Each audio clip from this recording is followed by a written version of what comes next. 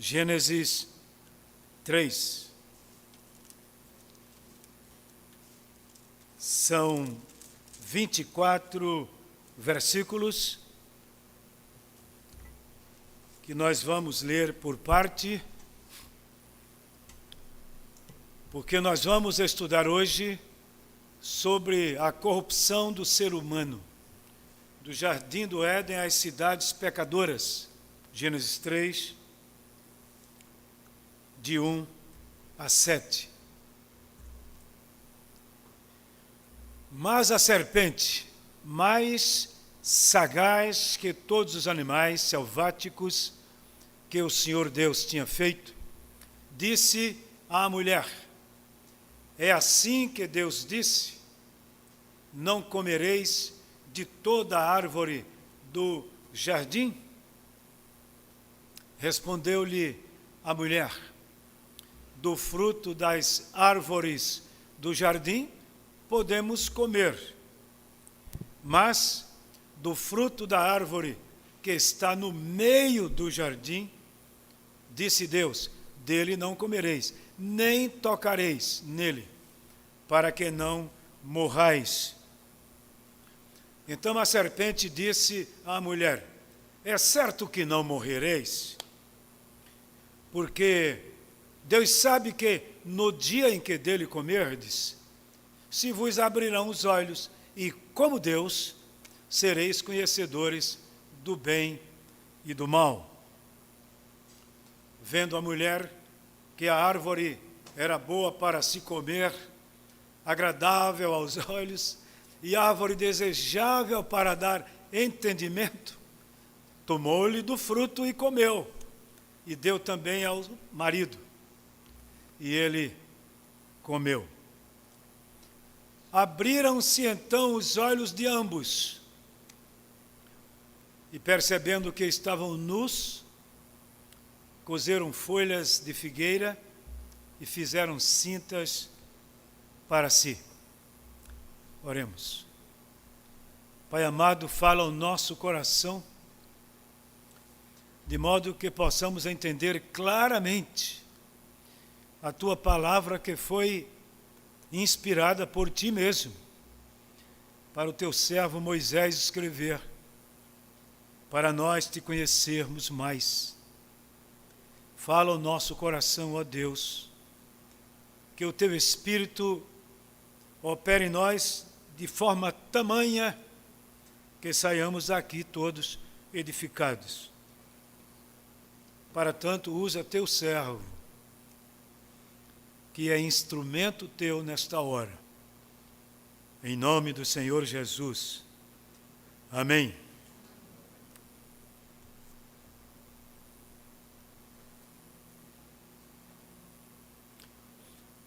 Meus irmãos, de acordo com a palavra de Deus, o mundo em que vivemos começou em um jardim e terminará em uma cidade. Quando nós olhamos Gênesis, vamos ver que começou em um jardim. Quando lemos Apocalipse, vamos ver que vai terminar em uma cidade. Nesse ínterim da criação até Apocalipse, muita coisa tem acontecido de fato. E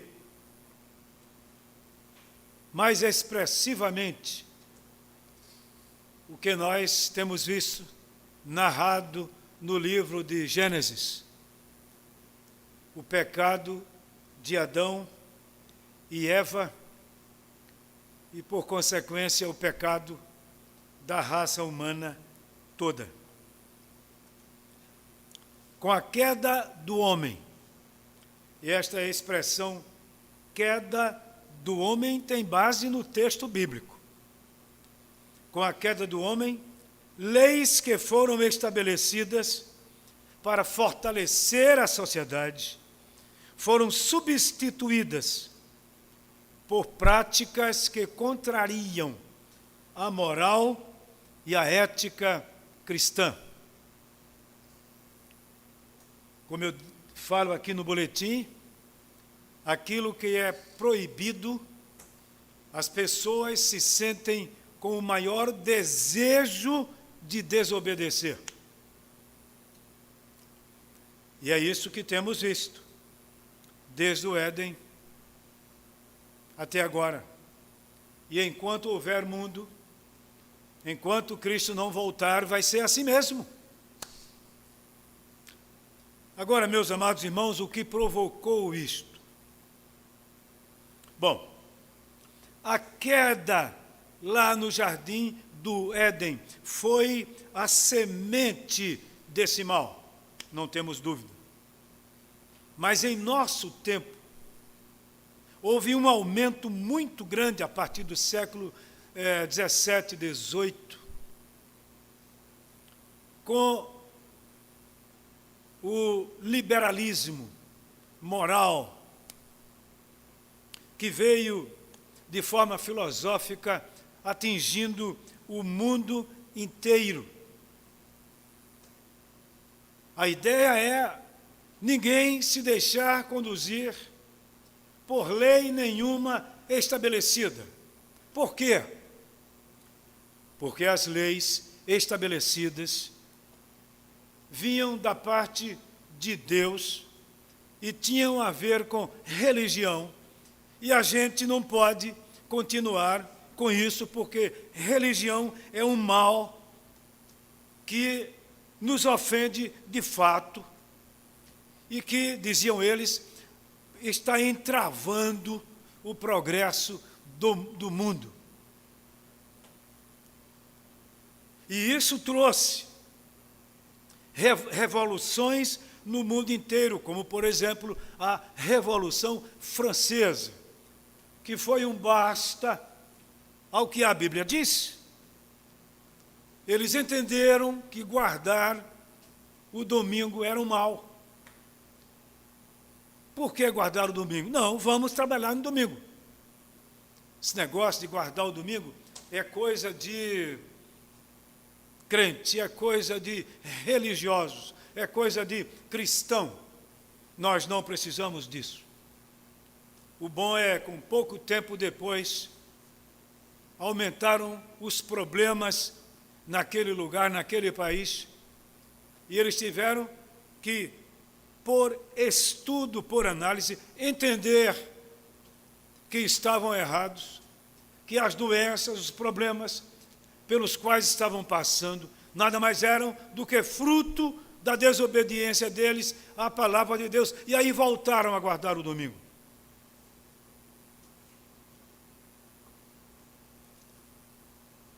O liberalismo ocidental, principalmente, favoreceu em muito aquilo que nós chamamos de desconstrucionismo.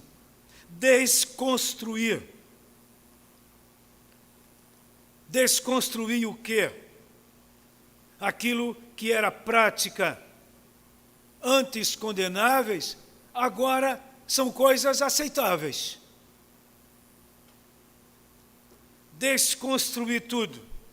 Derrubar tudo o que é conceito. E aí quem entra nesse caminho para ser pisado, ofendido? O livro sagrado chamado Bíblia, a palavra de Deus. E esse desconstrucionismo em nosso tempo tem sido algo assim agravante. Por quê? Porque cada um estabelece a sua própria lei. Alguns anos atrás, eu vi um senador da nossa república dizer para um outro: a sua ética pode não ser a minha. A sua moral pode não ser a minha. E ao vê-lo dizendo isso, eu fiquei pensando, o pensamento desse homem que ocupa um lugar de destaque na política da nossa nação. Sendo assim, o que dizer de tantos outros? exatamente isso. Agora, foi pensando assim, exatamente que na Holanda, não faz muito tempo, um cidadão de 66 anos olhou-se no espelho e disse: eu, 66, não, eu tenho 20 anos a menos. E aí concluiu que tinha 20 anos a menos, e sabe o que foi que ele fez? Com base exatamente nesse desconstrucionismo liberal, foi até a justiça requisitar na forma da lei que o seu documento tivesse a data mudada. Ele não queria aquela idade. Já pensaram até onde chegamos? Mas é exatamente isso. A pessoa nasce homem, com todos os seus constituintes anatomo-fisiológicos, homem, mas aí em dado momento diz: não, eu não sou homem não, a minha mente não é de homem. Vai mudar o nome e pronto. E a lei favorece. E é isso mesmo. As coisas estão assim. Cada um está ditando a sua própria lei.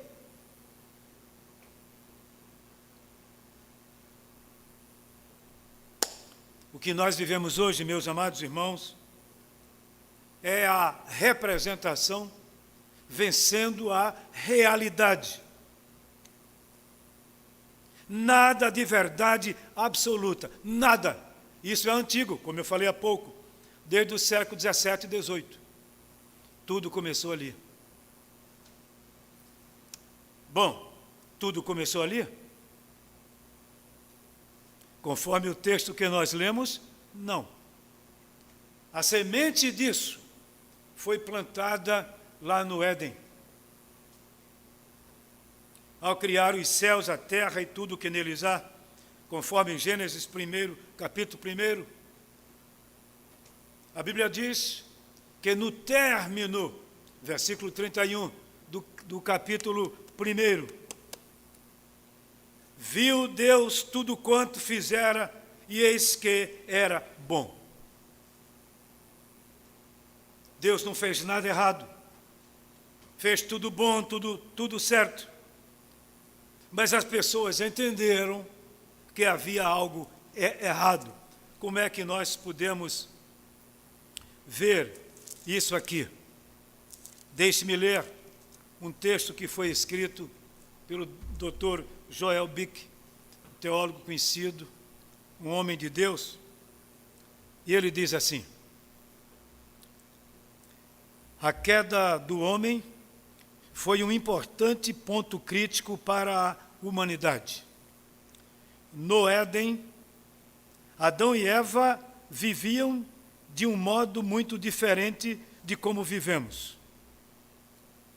Eles estavam à vontade em seu mundo, felizes em seu casamento, abençoados em sua vida e em seu trabalho e em paz com Deus. Culpa e vergonha, enfermidade e morte, lascívia e desejo, angústia, morte e inimizade e perigo eram desconhecidos. Não havia espinhos para feri-los, nem cardos para desfigurar a beleza de seu jardim, nem suor sobre seu rosto. Tudo mudou quando eles sucumbiram às mentiras da serpente e quebraram a lei de Deus. Aqui está um resumo do que nós lemos. Agora, meus irmãos, por que isto aconteceu? Antes de tudo, nós precisamos saber que essa queda de que fala a Bíblia é histórica mesmo, aconteceu mesmo. A queda do homem é tão real quanto o restante do livro de Gênesis e a Bíblia toda. Nós precisamos saber que Adão é real, o homem portanto, real, o jardim é real, a serpente é real. Por isso devemos crer que Cristo é real, a cruz é real e a ressurreição é real também. Tudo isso aconteceu. A miséria entrou no mundo quando o pecado entrou.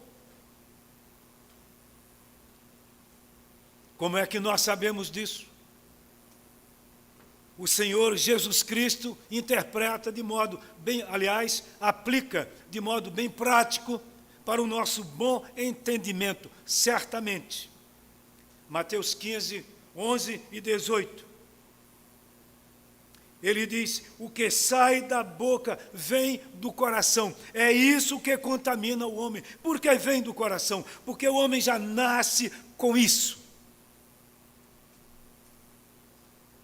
Romanos 5,12, o apóstolo Paulo diz, assim como por um homem entrou o pecado no mundo e pelo pecado a morte, assim a morte passou a todos os homens, porque todos pecaram.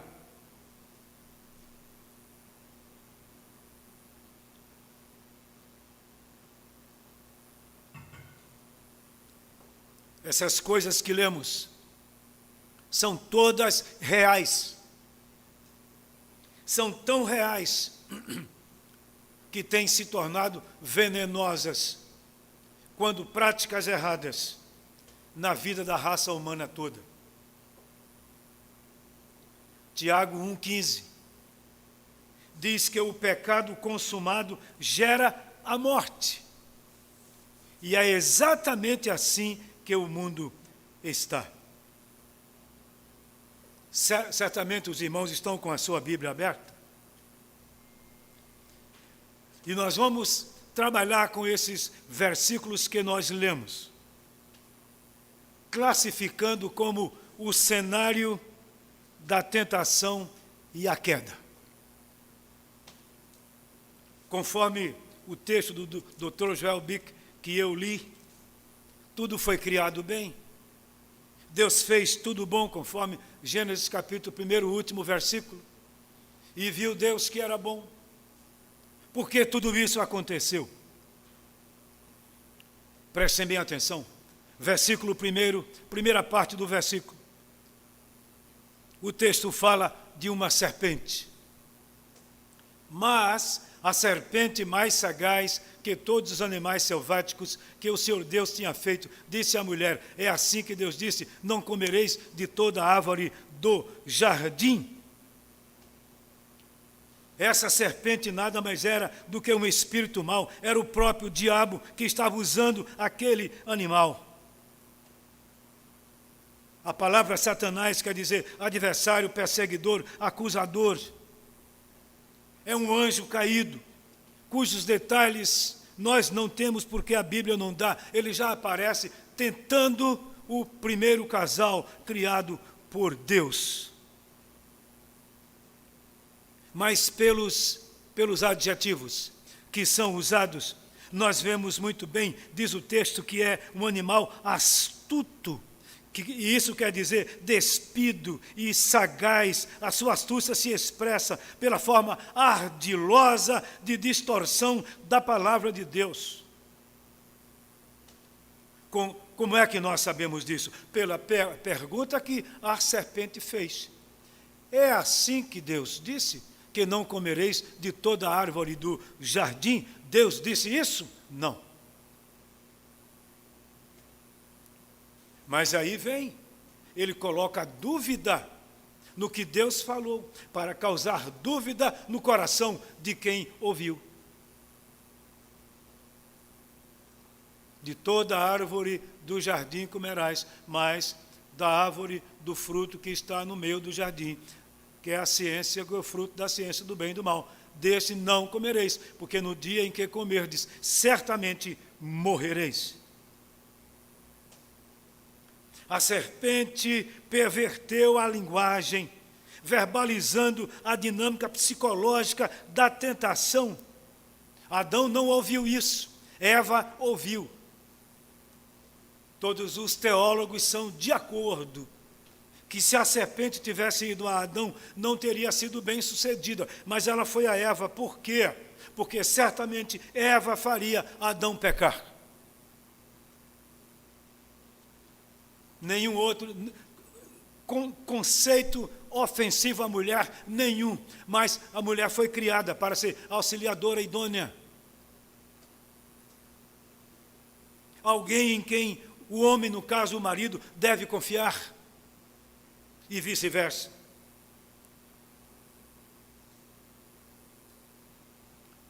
Mas o que foi que a serpente prometeu? Quando Eva disse, também acrescentando um pouco mais, Eva disse, não, Deus não falou assim não. Respondeu-lhe a mulher, versículo 2, do fruto das árvores do jardim podemos comer, mas do fruto, versículo 3, mas do fruto da árvore que está no meio do jardim, disse Deus, dele não comereis, nem tocareis. Deus não falou nisso. Disse, não comereis, não tocareis, não. Vejam, um coloca dúvida no que Deus falou, o outro coloca acréscimo, e assim vai. A desordem está aí, a desgraça do mundo está aí.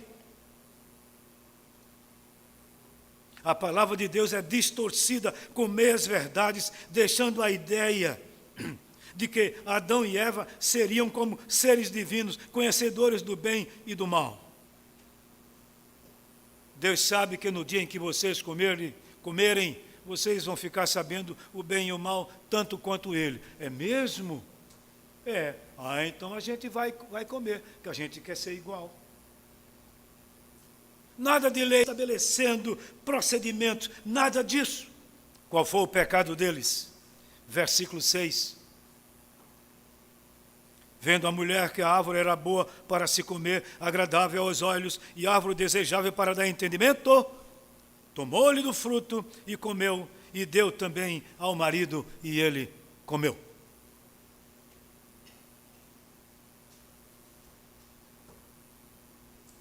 O que é que vemos neste texto? O pecado é visto como bom, que dá sabedoria. Os olhos de ambos se abriram e ambos viram que estavam nus. Resultado, fizeram roupa aí para cobrir a sua nudez com folhas de figueira. Puro engano, puro engano. O pecado escraviza. Mas é nesse mundo que nós estamos vivendo hoje. O desconstrucionismo da moralidade, da ética cristã. E quem advoga isso está dizendo que a gente não pode viver preso a esses conceitos do passado. Isso é coisa do passado. E a humanidade cada dia se envolvendo de pior a pior com a pecaminosidade. Como tudo começou, de acordo com esse cenário da tentação e a queda, questionando a palavra de Deus. Exatamente. É assim que Deus falou? Isso é coisa de religião. A gente não pode viver mais pensando nisso, vivendo isso, obedecendo isso. E o homem caindo cada dia caindo, cada dia caindo. E os jovens se dilacerando a cada dia. As doenças aí se multiplicando por causa dessa falta de vergonha, muitas vezes. Falta de respeito às leis naturais, tantas vezes. O pecado escraviza. Lembro agora de um moço, entrevista pela TV. Moço bonito ainda, rico, pegou um carro e achou que podia colocar velocidade máxima no carro. e teve um acidente e ficou paraplégico, entrevistado. Aí aquele repórter disse assim: que mensagem você deixa para os jovens hoje? Ele disse que não façam como eu fiz, que obedeçam às leis, que não sejam desobedientes. As leis são estabelecidas para o nosso bem.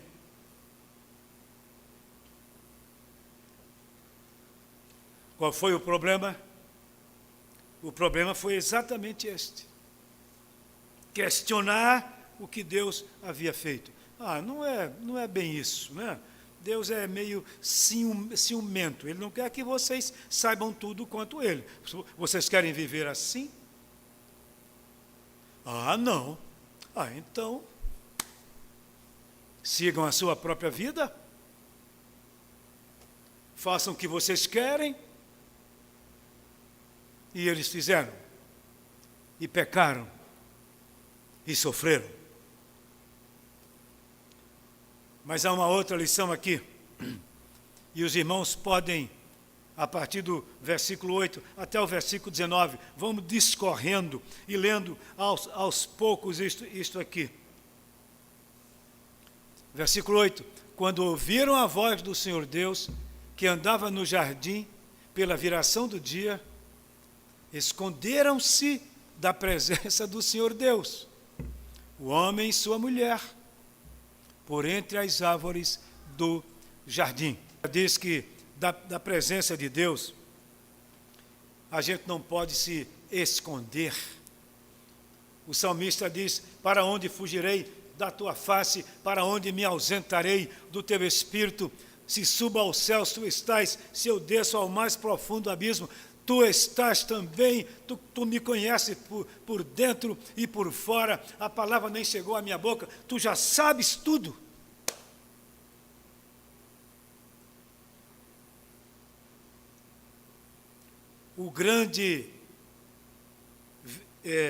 A grande compreensão do engano de Adão e Eva, a descoberta de que foram enganados, veio exatamente quando Deus disse: onde estás?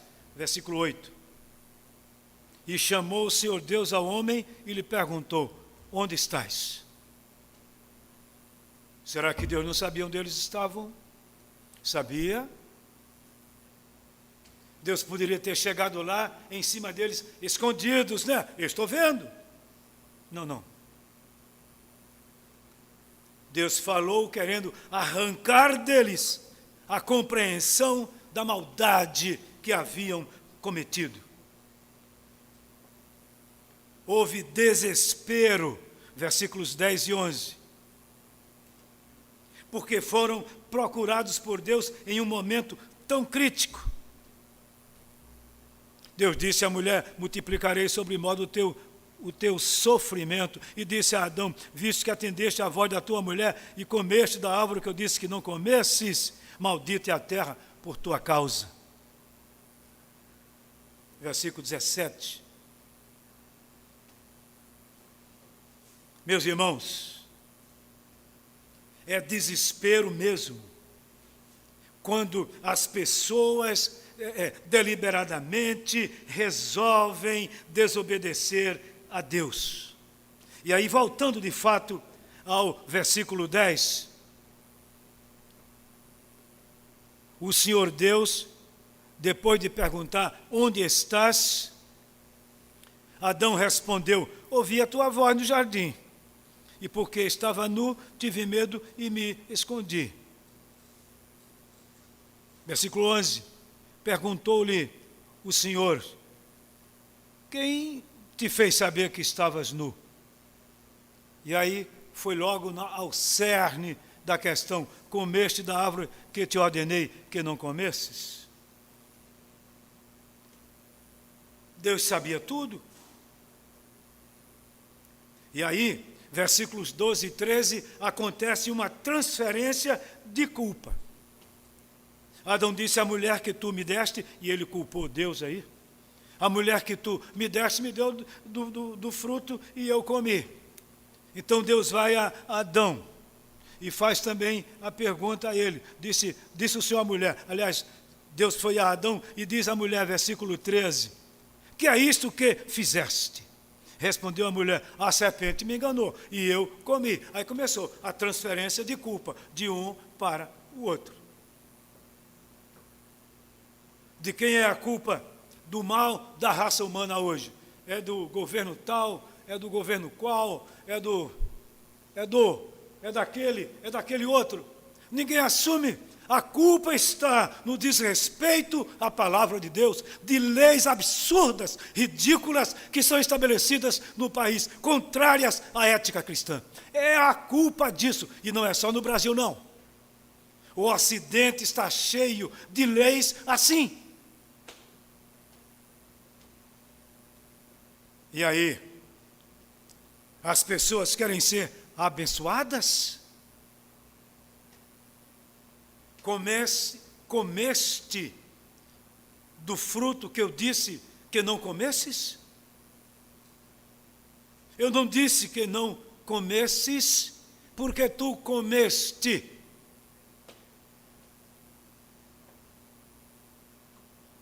Ninguém assumiu a culpa. A mulher que tu me deste, né? Eu confiei nela. Adão, isso mesmo, Eva, e aí? Senhor, a serpente, ela até fala. E ela falou tão bem, aí eu me deixei levar. Mas eu não disse que não comesses. Para que fizeste isto? Meus irmãos, aqui acontece aquilo que nós chamamos de tribunal do Éden.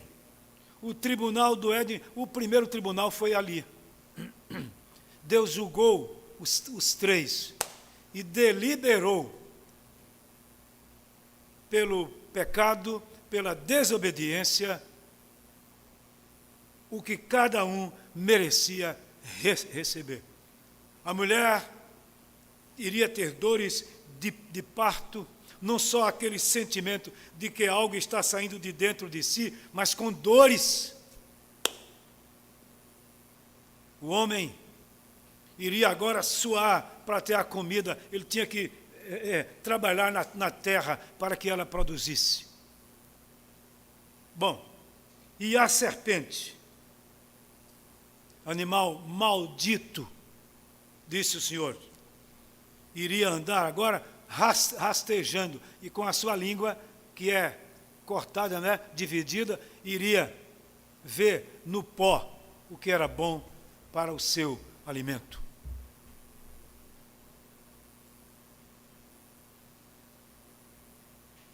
Agora Deus disse também que da semente da mulher iria nascer um para esmagar, Gênesis 3,15. Diz exatamente isso. Porém, inimizade entre ti e a mulher, entre a tua descendência e o seu descendente. Este te ferirá a cabeça e tu lhe ferirás o calcanhar. Este texto se chama de proto-evangelho. Deus estava dizendo que nasceria um da mulher. Quem é? Jesus Cristo. Para esmagar a cabeça da serpente, vencer definitivamente e trazer salvação aos homens, trazer, ou melhor, estabelecer uma porta aberta para que os homens pudessem voltar para Deus. Onde estás, Adão? Meus irmãos, Deus está vendo. Deus está vendo tudo.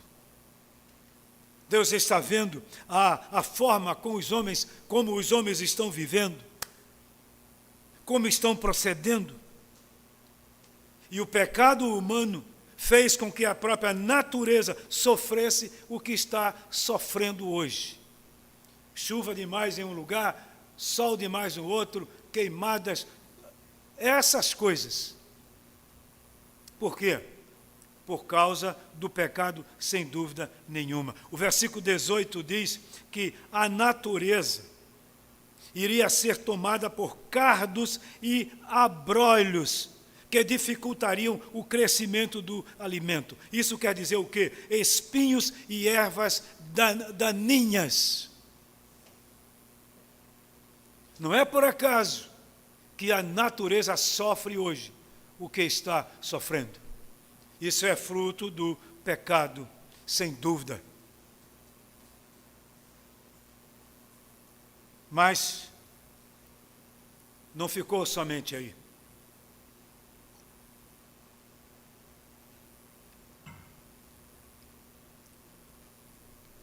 O texto é concluído com os versículos 20 a 24. Então disse o Senhor, aliás, 20, e deu o homem o nome a Eva, sua mulher, por ser mãe de todos os seres humanos. A palavra Eva se tornou um nome próprio, mas quer dizer exatamente mãe. Fez o Senhor Deus vestimenta de peles para Adão e sua mulher e os vestiu. Então disse o Senhor Deus, eis que o homem se tornou como um de nós, conhecedor do bem e do mal, assim que não estenda a mão e tome também da árvore da vida e coma e viva eternamente. O Senhor Deus, por isso, o lançou fora do jardim, a fim de lavrar a terra de que fora tomado. A grande lição final que nós temos aqui é que Deus poderia muito bem ter acabado com Adão e Eva ali mesmo. Mas disse não. Deus não iria perder na questão para o inimigo. Esta mulher que tu tentaste vai dar à luz, é da semente dela que virá um que esmagará a tua cabeça. E aí o que foi que Deus fez? É a solução para o nosso tempo. Ele mandou Jesus Cristo através da semente da mulher. Ele estava crendo em sua restauração com relação a Deus, o que cumpriria a promessa quanto ao descendente. Adão sabia disso, por isso colocou o nome de Eva. Aquelas roupas que Deus fez para eles, versículo 21, com o sacrifício de um animal, veio exatamente para mostrar o sacrifício que Cristo iria fazer muitos anos depois, para salvar a raça humana. Mas o versículo 22 diz que Deus expulsou do jardim os dois. Para quê? Para que eles não comessem do fruto da árvore da vida e vivessem eternamente. Meus irmãos, ao expulsar aquele casal do jardim do Éden, Deus estava preservando o bem deles. Porque se eles comessem do fruto da árvore da vida, iriam viver pecando o tempo todo, sem reconciliação. E aí Deus disse, não, o meu plano é outro. E aí expulsou-os. E eles passaram a viver, como nós sabemos pelo texto bíblico, geraram filhos e filhas, e a história está aí. Qual é a solução disso para o nosso tempo? A solução disso para o nosso tempo é o que diz Efésios capítulo 2. Efésios 2 começa dizendo assim, ele vos deu vida, estando vós mortos em vossos delitos e pecados, nos quais andastes outrora, segundo o curso deste mundo, segundo o príncipe da potestade do ar, do Espírito que agora atua nos filhos da desobediência. Ele vos deu vida. Deus não deixou os nossos pais mortos, acabados, soltos, abandonados. Deus providenciou, por sua graça, a salvação para o homem. Para a vida de quantos desobedecem a Ele hoje, crendo, serão restaurados. Para a vida desses que querem viver no pecado o tempo todo, dizendo que o mal é bom, desconstruindo os princípios estabelecidos pelo próprio Deus para o bem da sociedade. Tudo que o Senhor estabeleceu foi para que o homem vivesse bem.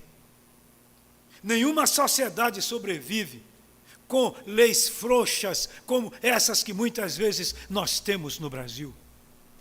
Nenhuma. E depois estão aí as autoridades preocupadas com o que está havendo.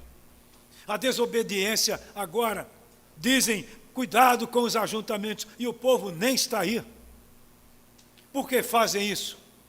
Por causa do pecado que jaz em seus corações e faz com que eles sejam desobedientes, gostam de ser. É assim que o pecado faz.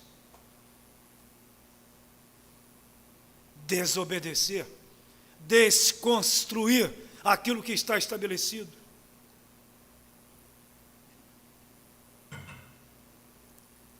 Qual é a solução?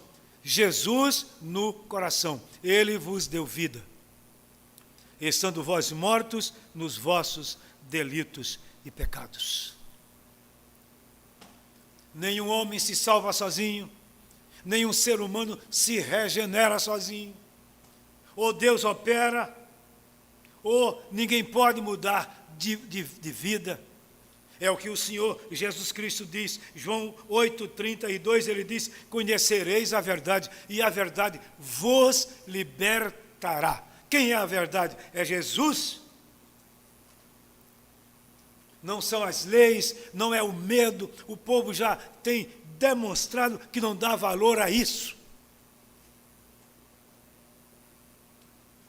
Mas quando Cristo opera no coração, a coisa é diferente. Do Éden às cidades pecadoras, a única solução é obedecer a Deus. Porque essas cidades pecadoras, a pecaminosidade das cidades, só tem uma forma de se combater: Jesus no coração. Por isso ele mesmo disse, João 8,36, se pois o Filho vos libertar, verdadeiramente sereis livres.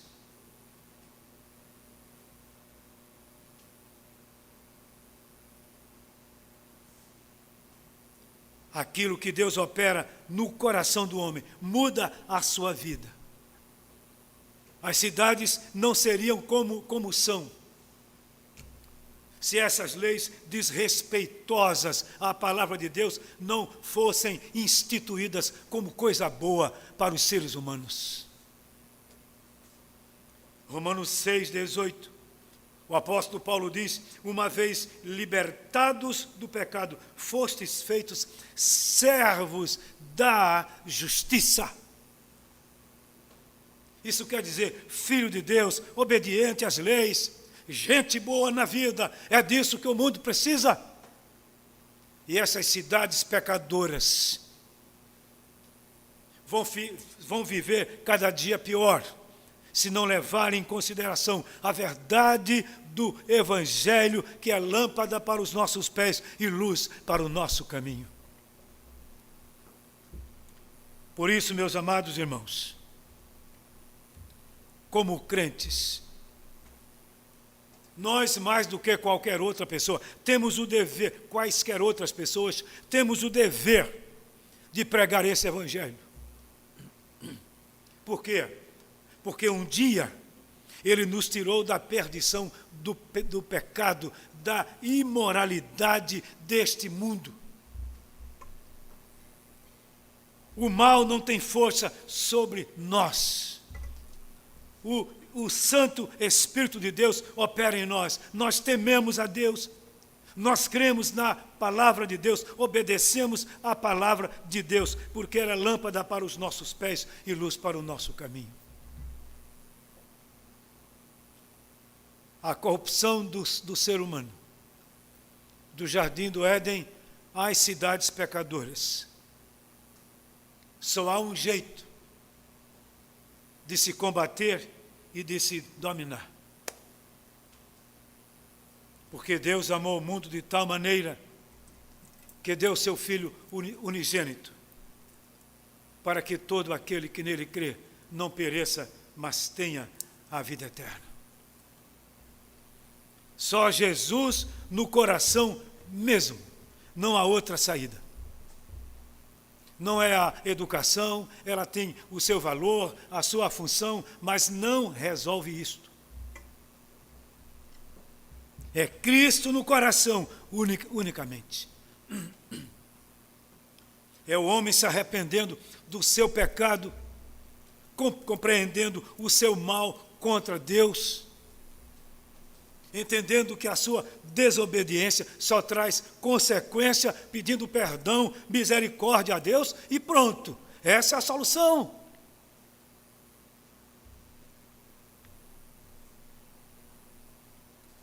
Por isso o apóstolo diz, debaixo do céu, nenhum outro nome há dado entre os homens, pelo qual importa que sejamos salvos. Vamos levar essa mensagem adiante. Há muita gente carente, pedinte.